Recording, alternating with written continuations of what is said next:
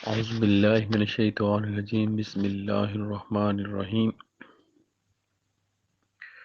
وَأَقِیمُوا الْوَزْنَ بِالْقِسْطِ وَلَا تُخْسِرُوا الْمِیزَانَ وَالْأَرْضَ وَضَعَهَا لِلْأَنَامِ فِیهَا فَاکِهَةٌ وَالنَّخْلُ ذَاتُ الْأَکْمَامِ وَالْحَبُّ ذُو الْعَصْفِ وَالرَّیحَانُ فَبِأَیِّ آلَاءِ رَبِّکُمَا تُکَذِّبَانِ۔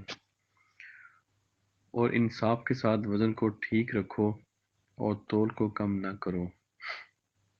زمین کو اسی نے مخلوق کے لیے بچھا دیا اور اس میں میوے ہیں اور خوشبو والے کھجوریں اور بھوسا والا اناج اور خوشبودار پھل پھول۔ پس تم اپنے رب کی کن کن نعمتوں کو جھٹلاؤ گے۔ آج ہم سورۃ الرحمن کی آیت نمبر 9 سے لے کے آیت نمبر 13 تک تلاوت کی، اس کا ترجمہ آپ نے سنا۔ سورۃ الرحمن جیسا کہ میں نے پڑھا، ہم نے سنا کہ یہ قرآن مجید کی سب سے خوبصورت ترین صورت ہے، اور ہر چیز آج جیسا کہ آپ صلی اللہ علیہ وسلم کا فرمان ہے کہ ہر چیز کا ایک حسن ہوتا ہے، اور قرآن کا جو حسن ہے وہ سورۃ الرحمن ہے۔ اور جیسا کہ اس کا جو انداز بیان ہے، جو اس کا جو ایک خوبصورتی کے ساتھ اس کو زبردست انداز سے اللہ تعالیٰ نے اس کو پریزنٹ کیا ہے، اللہ کی نعمتوں کو، یہ انداز پورے قرآن مجید میں کسی صورت میں بھی نہیں ہے جو اس صورت میں ہے۔ اور اس کا جو سٹارٹ ہے وہ ہم نے پڑھا کہ وہ اللہ کے بابرکت نام سے ہے، رحمان سے، اور پھر اس کے بعد قرآن کو اللہ تعالیٰ نے سکھایا، اور اس کے بعد اس کو جو بیان کرنے کی صلاحیت ہے وہ عطا کی۔ پھر اللہ تعالیٰ کی جو قدرتیں ہیں، جو کہ سورج، چاند اور ستارے ہیں، ان کی طرف توجہ رہی انسانوں کی، اور اس کے بعد آسمانوں کی طرف۔ پھر اللہ تعالیٰ نے فرمایا کہ یہ جو پورا نظام جو آپ کو نظر آ رہا ہے، تو یہ دیکھیں اس میں پورا سسٹم میں ایک کوئی بھی آپ کہہ سکتے ہیں کہ ذرا سی بھی کوئی مسٹیک نہیں ہے، ایک زبردست اندازے سے جو بنایا گیا ہے، ایک مقررہ وقت کے لیے بنایا گیا ہے، اور کوئی بھی چیز ادھر سے ادھر نہیں ہوتی۔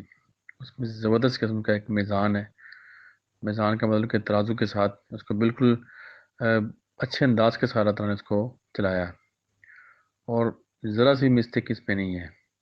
آپ دیکھیں آسمانوں میں، دیکھیں آپ کو کوئی سوراخ تک نظر نہیں آئے گا، بالکل پلین۔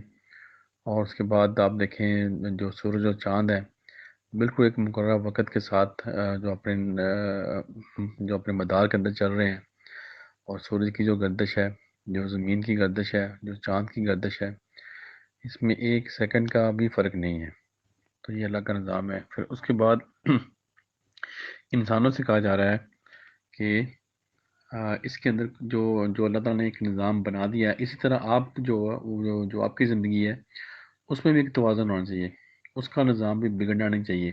جسے اللہ تعالیٰ کا نظام آپ کو نظر آ رہا ہے، اس سے جو ہمارے اختیار میں جو چیزیں ہیں، ان کا بھی جو ربط ہے وہ بگڑنا نہیں چاہیے، بالکل اچھے انداز سے ہمیں اپنی زندگی گزارنا ہے۔ تو آیت نمبر 9 میں اللہ تعالیٰ ہمارے آپ کے اور انصاف کے ساتھ وزن کو ٹھیک رکھو اور تول کو کم نہ کرو۔ تو یہاں پہ ایک بہت بڑی حکمت کی بات اللہ تعالیٰ بتا رہے ہیں ہمیں کہ انصاف کے ساتھ وزن کو ٹھیک رکھو، کہ آپ جو بھی انسان جو بھی اس کا دائرہ اختیار ہے، وہ اس کے اندر دائرہ اختیار میں کسی جو اپنا جو اس کا پلڑا ہے، کسی ایسی سمت نہ لے کے جائے جہاں پہ وہ بے انصافی ہو جائے۔ انصاف کے ساتھ اس کو زندگی گزارنی ہے۔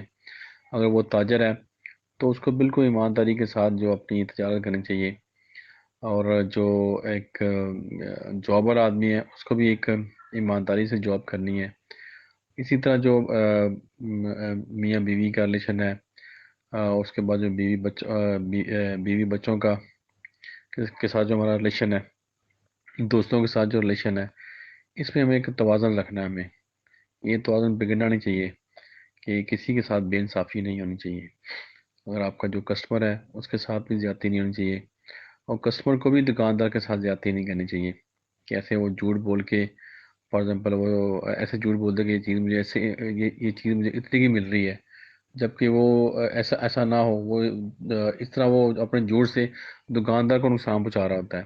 تو یہ ایسا نہیں ہے، اس کو بھی ایک توازن رکھنا ہے، اس کو بھی جھوٹ نہیں بولنا. تو یہ اس میں اللہ تعالیٰ فرما رہے ہیں کہ انصاف کے ساتھ وزن کو ٹھیک رکھو اور تول کو کم نہ کرو.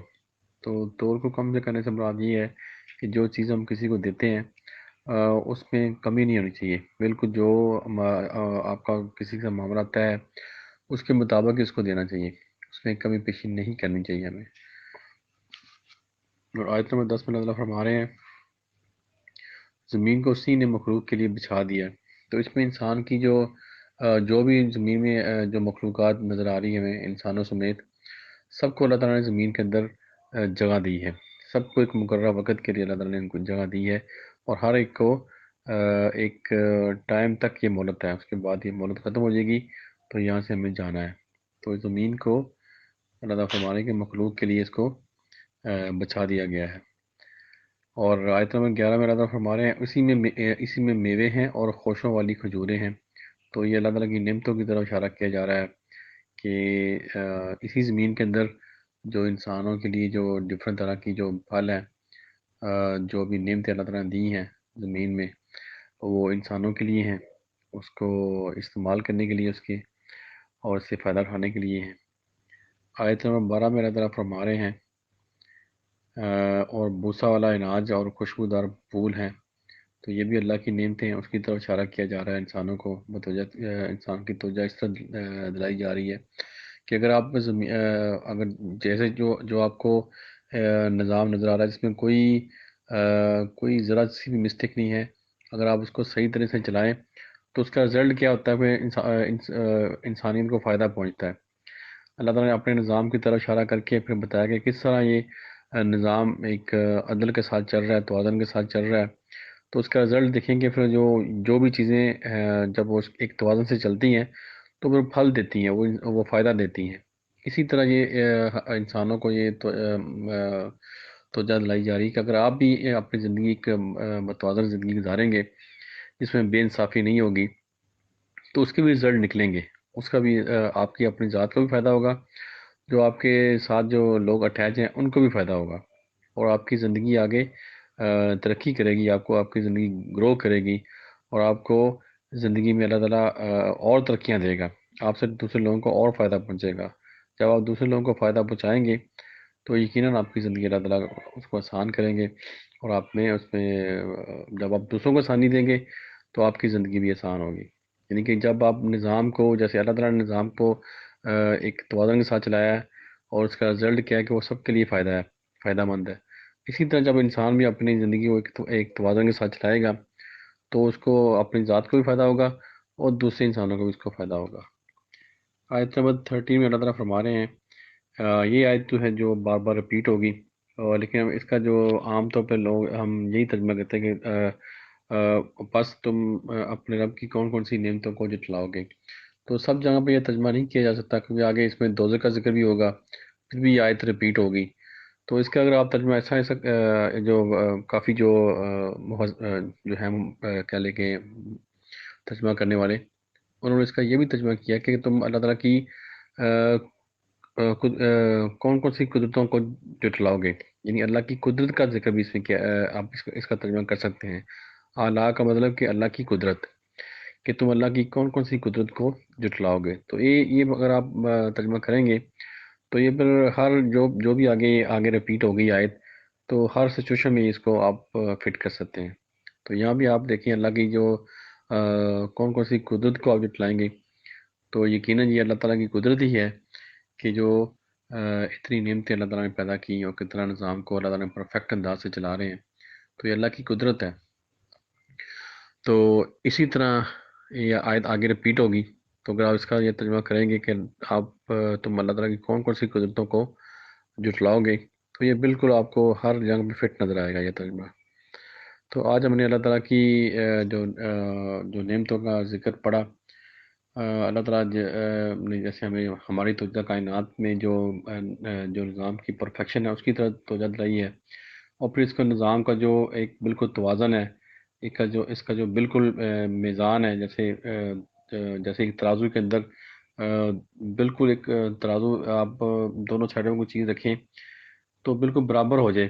تو اسی طرح اللہ تعالیٰ کا نظام جو چل رہا ہے بالکل ایک متوازن نظام ہے، اس میں کوئی خلل نہیں ہے. اس کا رزلٹ کیا ہے کہ یہ پھر انسانوں کے لیے فائدہ پہنچاتا ہے یہ نظام.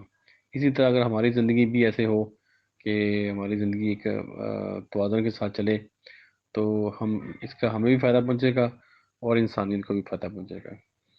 اللہ تعالیٰ ہم سب کو قرآن پاک کو پڑھنے کی، اس پر عمل کرنے کی توفیق دے، اور اس وائرس سے اللہ تعالیٰ سب کو نجات دے. آمین. صدق اللہ العظیم.